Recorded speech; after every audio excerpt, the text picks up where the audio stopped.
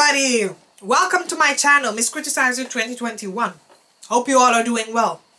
If you're here for the very first time, please don't forget to like, share, subscribe, hit the notification bell so that I will be popping up on your recommendation, because you want to stay what? You want to stay up to date with the pageant news.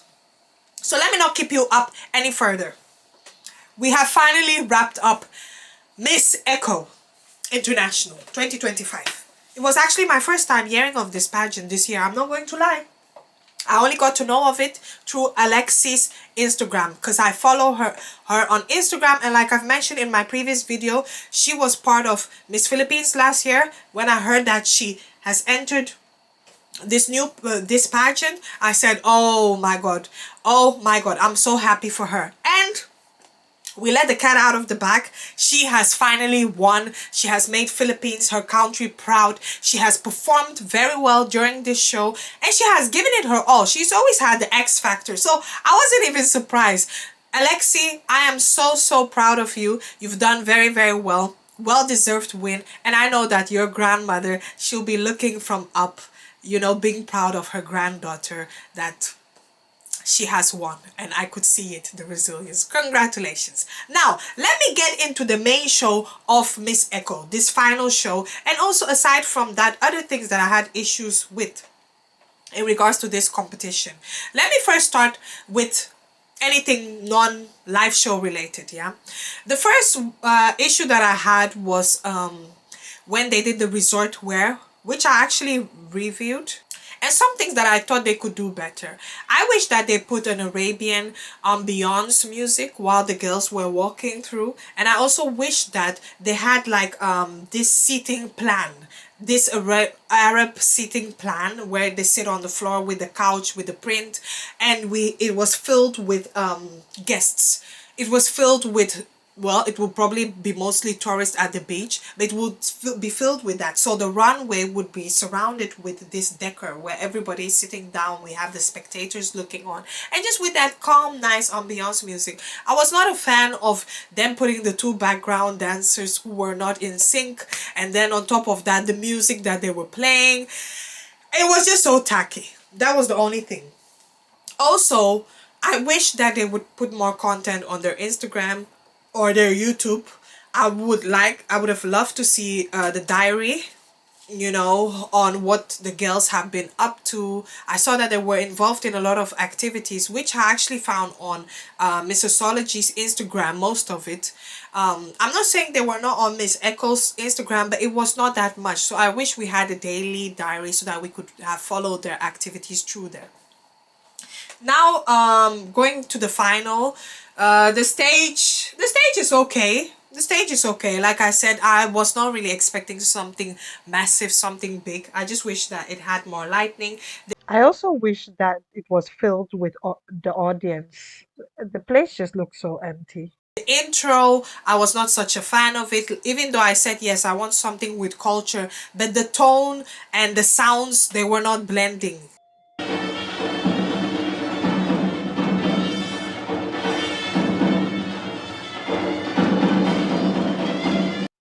And also, I'm not sure what happened with the stage production sound. But hey, I'm not going to be petty like that. So now let me talk about the performances, yeah? And I'll first start with, even though I'm going to call out my favorite, with this is in regards to the national costumes, but I'll first talk about Africa one. I'm going to rank the best one to the worst when it came to this traditional ranking. So for me, the first one who got it for me, who sold it for me, was Nigeria.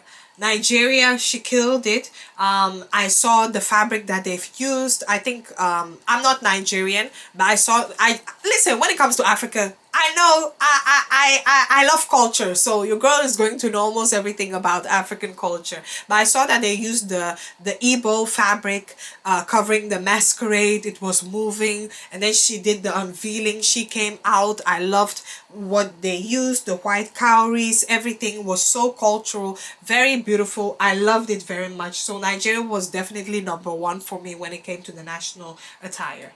So then number 2 for Africa was Zimbabwe. Zimbabwe. Even though I was not such a super fan of the outfit, but like I said, I saw the correlation. I saw how it correlates with the culture, also with the animals, with the wildlife that they have in Zimbabwe, with the country. I love how she did the coral beads, the flowers. So that was cute. So Zimbabwe for me was actually number 2.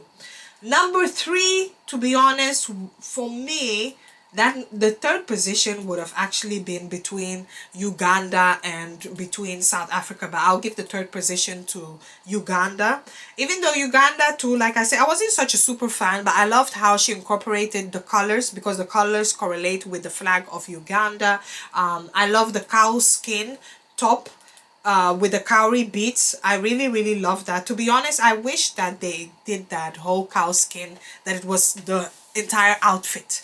That would have really slapped, but I saw that they incorporated it with the Ugandese fabric. She's petite. She carried herself also very well. She's very tiny, but she said, you know what, I'm going to walk with confidence. I love the energy that she brought out, also together with the clothes. So to be honest, she's the third position. Fourth position to me is South Africa. South Africa's one was actually nice, but like I said, I didn't see the correlation for it being a national type of costume. The only thing that they said was it correlates with the butterflies or with the things that are coming at night in South Africa and something like that, national butterfly. It just didn't do it for me. If it was maybe another theme and it was a flower festival, a spring festival, and everybody had to come up with their clothes, costume related to spring, butterflies, flowers, then that one she would have won for me. But I just felt that it did not really correlate. But the reason why she's on number 4 is it still looked good. She still carried it well. Number 5 is actually Botswana. Botswana's one would have actually killed it if the outfit was a bit longer. But she tried her best. It was just not looking strong enough. And then number 6, is it number 6? Yeah, number 6, the last position is Kenya. Kenya's one was disappointing, and funny enough, this was actually to me Kenya's best outfit of the entire competition. This was actually her best outfit, but again, when it was up against the rest of them, the other ones were a bit much more stronger. I did not really like it. The top, there's something about the outfit that looks incomplete. So yeah, that's my ranking for Africa's one. So now let me go to my favorite ones when it comes to the national costume overall. My favorite one was definitely, of course, I'll call them Philippines, Thailand, China, because China actually designed it herself and she actually killed it. Costa Rica, Indonesia, Nigeria, Mexico. The way Mexico came out was so funny. I'm not going to lie. Hers was really, really a lot, a lot to carry. They had to squeeze her through the entrance. It was a mess. But I'll say that Mexico, even though I've been hard on her this competition, I will say she killed it for the national traditional wear. Taiwan, Ukraine, those ones caught my eye. To be honest, Czech Republic one too was also cute. It was good. I felt a bit halfway on the outfit, but when it came to her performance, to be honest, that was captivating to me too. My least favorite, Finland, Belgium, New Zealand. Those ones were lackluster to me. They were lackluster to me. Yeah, also Kenya too, lackluster. Okay, so they announced the top 21, and oh my god, the presenter. I have no words for her, seriously. Like, if you're going to announce it, just announce it. At one moment, she was announcing everybody's name quickly. This, that, Egypt, Algeria, this, that. Then she's like, okay, well, I'm tired. Can I get a round? Okay, then we have it in the... Oh, no, please, please, please. Anyway, let me get through it. So they announced the top 21. And like I said, the African countries that made it through to the top 21 is Egypt, Algeria, Nigeria, South Africa, Zimbabwe. So those ones made it through. And when it comes to the evening gown in the top 21, the ones that caught my eyes, who I love, definitely Thailand. Thailand, Philippines, Nigeria, South Africa, Brazil. Definitely Brazil. Hers one looked good on her figure. Those ones were my favorite. To be honest, the Indonesia one would have actually fit in too. It was almost there, but it was just like, no, it didn't fall through. So that one was my top 5 when it came to the evening gown. Now, the next round where they had to announce the top 10.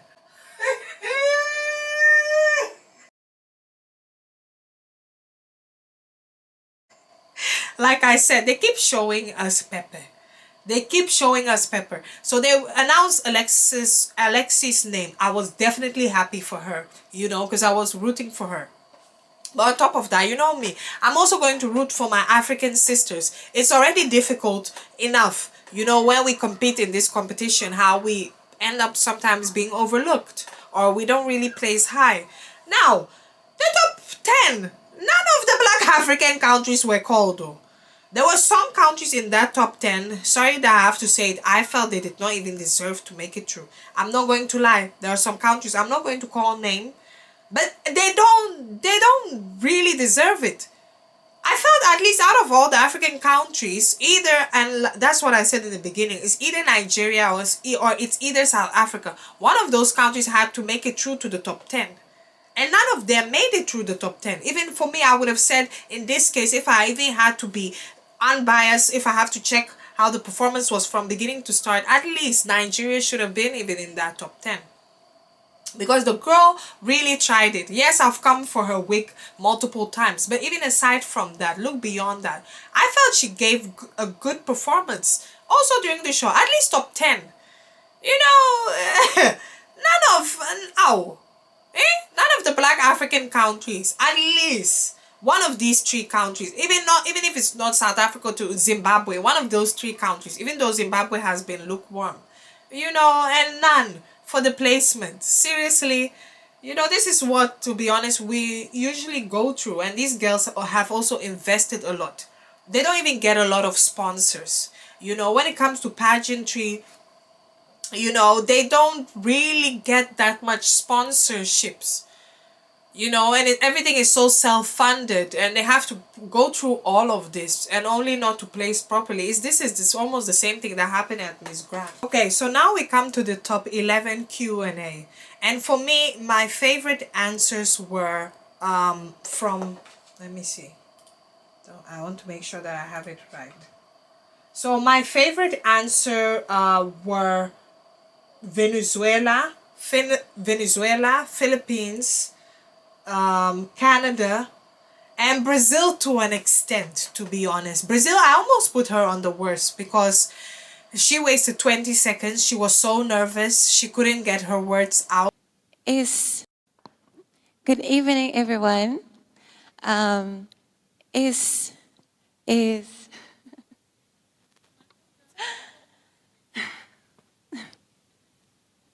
to be here today for me is oh my God.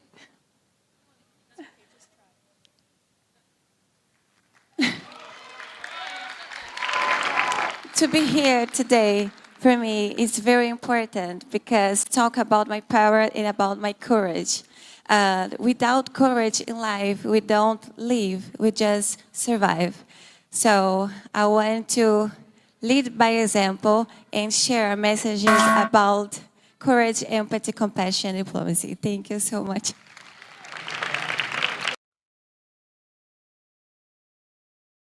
But I'll say that the short sentence that she put out, to be honest, that's something that made sense. Her emphasis was more on courage, and if you don't have courage to do anything, then to be honest, nothing will come out of anything you ever want to do. So it's all about courage and all that. So I felt that was okay, even though it did not really have much to do with the answers, but she made something out of it. I'm not sure if it was the language barrier, but she was really, really struggling. But like I said, my favorite answers were Philippines, Venezuela, Brazil, and Canada. Yeah, I felt when it comes to the repetitive answers, it's mostly Egypt and Canada, USA, UK, their answer was quite similar, how you can just influence the society with your platform on sustainability. It was very generic, even though they were very well spoken, but I didn't really feel the answer. And so Ukraine's answer was all over the place. Seriously, it's like you're saying one thing here, you're saying it's like she didn't even understand what she was saying. So to me, that's just what I had when it came to the QA, you know. So for the rest, like I said, Alexi has won. The top five was okay, it was reasonable. And like I said, I'm really, really happy that Alexi won. Hopefully next year we see better placements, especially for the Black African countries. And also with the presenter, we just wish that the presenter, you know, the presenter, the presenter, she was not such a great presenter. That's all I'll have to say. But yeah, the show in itself was good. I love what Miss Echo actually stands for. Environmental, sustainability, we save the planet, more like global warming and all that, because that's very, very needed. It's much, much needed. There are so many things we take for granted. But at the end of the day, it takes teamwork for us to keep this environment clean. You know, I think if I were to ever be in Miss Echo, the thing that I would tackle is definitely waste management. Yes. Sometimes that's even still a challenge in some African countries. So that's something that I would definitely do. Yeah, but anyway, tell me guys what you think about it. Tell me what you think about Miss Echo. Who was your favorite to win? What did you expect of the show? Did you like it? Will you watch it again next year? Of course, do you like what they stand for? And definitely congratulations, Alexi. Thank you so much for gracing us with your fierceness, with your everything. More opportunities to come. And also same with all the other ladies, even though I criticize you guys, but like we said, you know, there's more to come. Just believe in yourself, continue to do more, and it's definitely going to come. So yeah, thank you so much for watching. Thank you. Bye bye.